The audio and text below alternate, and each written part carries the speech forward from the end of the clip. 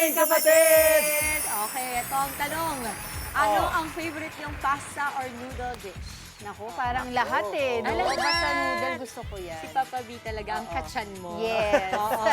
Spaghetti. Mahilig tayo sa mga pampahaba ng Spaghetti. Oo, maraming cheese. Oo. Ako, I love a good palabok. Palabok. Oh, of course. Palabok All the naman. pancit, yan ang pinakagusto ko, palabok. Oo. Kasi sa pasta naman, pasta kasi ako magaling magluto. So, meron ako mga parang white tuna pasta or sun-dried tomato, ganon. Pero, pag Pinoy, palabok tayo. Sarap yan, Oo. ah. Masarap kasi yan sa barbecue. Oo, totoo. Oo. Siyempre, para sa mga kapatid natin na paborito rin ng palabok, sagot na kayo ng ating Eat Girl na si Maui. Binisita niya ang isang OG palabok resto sa Mandaluyong. Mau, bakit nga ba dinadayo ang palabok nila dyan? Good morning, Mama Morning! Dibs! Naku, magkakasundo tayo dyan. Tama, mahilig din ako sa palabok. At eto na nga, I heard ito pong palabok place na nandito tayo ngayon. Dito po yan sa Alington, ang palabok dito po sa Bonnie Avenue sa Mandaluyong. Since 1971 pa po sila. Wow, grabe. Sobrang tagal na at talagang established na rin po ang kanilang mga palabok at of course sa kanilang lugar dito. At para po pag-usapan pa yan, tawagin po natin si Miss Jennifer, ang owner po dito sa Alington ng Palabok. Hi, Miss Jen! Good morning, Miss Maui. Good morning. Batiin niyo po ating mga kapatid. Morning. Ayan, Miss Jen. Okay, eto. Nasa harap natin yung mga masasarap yung palabok na since 1971 pa po. Oo. Kwentuhan niyo po kami, paano po nagsimula ang Tonangs? Ano po yung backstory niyo? Yan, nag-start to. Ang kwento ng nanay ko sa akin, yung kapatid ng lola Tonang ko, si Agatona Dominguez Los Santos, nagpaluto ng isang putahe. Opo. Then, ang luto ng lola ko, yung kanyang own version niya ng pansit palabok. So, hanggang na nagustuhan ng mga madre, mga estudyante, hanggang nag-order sila, nag-start na magtinda ang lola ko ng palabok. Wow, and this was around what year po? 1950s.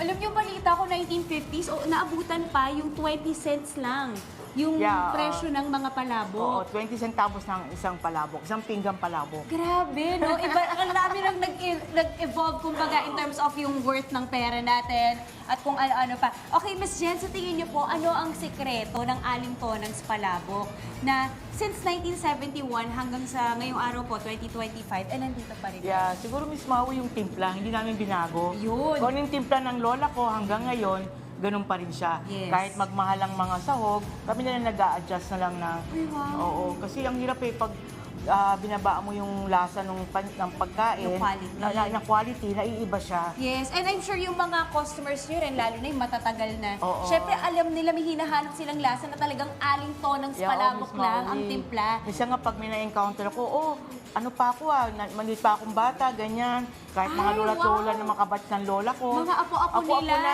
apo-apo mga na lola naging- na, hanggang sa apo nila, dito nila dinadala. Oo, mga Uy, wow, customer. nakakatuwa. Kumbaga naging part na ng family tradition po nila, no, Miss Jen. Okay, Miss Jen, dito po sa On The Go, meron kaming mga pa-challenge. So, every time po may on the go tayo, may pa-challenge. Pero kayo rin may pa-challenge sa akin today. Oo. Okay, ano ba yung pa-challenge sa akin, Miss Jen? Mag-dating tayo ng palabok namin. Wow, okay. Sige. Sige. Ito, medyo kinakabahan ako kasi alam ko meron kayong specific na timpla na hindi nyo iniiba. So, kailangan maayos na maayos ang pagkakagawa ko dito sa Oo. challenge natin. Okay, ilang seconds to? 30 seconds, Kirsty? 30 seconds ulit? Okay, eto na. Miss Jen, are we ready? Ang Okay. tanong actually, am I ready? Sige, Miss Molly. Timer. Yes, may brief kayo muna sa Sige, akin. so unahin natin ito yung noodles. Noodles. Then yung first sauce. For sauce. Then itong mga toppings. Okay. Mag-egg itlog tayo. Then yung second sauce natin. Itlog, isa-slice din yung itlog, Oo. tapos saka yung dulo. Yung last sauce Okay, natin. sige po. I am ready. Ready? Ito. Ready? Ito ang gagamitin, no? Ready? Timer starts Now. now. Let's go! Naku, Kailangan maayos, ha? ang kalabot ko si Miss Jen, na talagang lola niya pa po ang gumagawa. Nahiya naman ako. Lagyan natin ng first sauce. Okay, first sauce. Lo, kakasimula lang ah. Wait lang. Oo. Kasi medyo nag-fail ako dun sa mga last challenges ko. Kailangan ko galingan this time. Okay, eto. Ay, wait! Tapos itlogan natin. Wait lang. Ay, ito masarap to. Itlog ito. Okay. Yan, okay. Okay. lagyan natin ng last Naging kambing ako. Okay. Okay. Eto na. Okay. Binigyan niya ako ng chance kahit tapos na. Okay. Eto. Para lang also we can show our kapatids, no? Na ito po ang magiging medyo ganyan po yung end result. Tama, ang ganda ng gawa mo, Miss Maganda Maui. ba? Mas maganda pa sa akin. Oh, wow! Wow! Wow! Baka part Mas- po talaga ako ng family nyo. Oo, part Baka ako po yung nawawalan ni Lolang Apo. Okay, ayan po. At ang bango. Ano? Ha? Zoom in si Daddy Denor. Okay po. Daddy D, ayan. O, diba, to be fair. Pero importante din po, sa dulo, yun pa rin yung timpla at masarap. At syempre, gusto ko siyang tikman. Meron po tayong tinidor.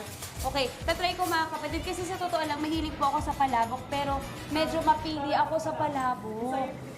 Okay, ito Ito po ba ay ang tawag dito, itong, ito. Tinapa. Tokwa, tinapa, chicharon. Tokwa, tinapa, Oo, Miss Maui, chicharon. kaya tinawag siyang palabok kasi every ingredients namin na hinahalo sa palabok, talagang piniprepared namin isa-isa. Ang sarap. Ang sarap. Ang sarap. Kahit wala pang kalamansi, patis, masarap na po. And you mentioned you make it from scratch. Yeah. talaga. Like yung sauce, yung alimasa, ginigiling namin. May Yung alimasa puset, din. hinihimay. Yung Ay, tokwa, panalo. tinapa, chicharon, ginigiling. Kaya pala So masarap. talagang mapalabok talaga siya. Oo, yung pagka-authentic po yung nasa. Miss Jen, natuwa naman ako kasi ang sarap po. Wait lang, bago tayo mag-promote, magkano po nagsisimula ang inyong mga bilao Oo. at mga a la carte? Yung single plate namin, nasa 100 pesos.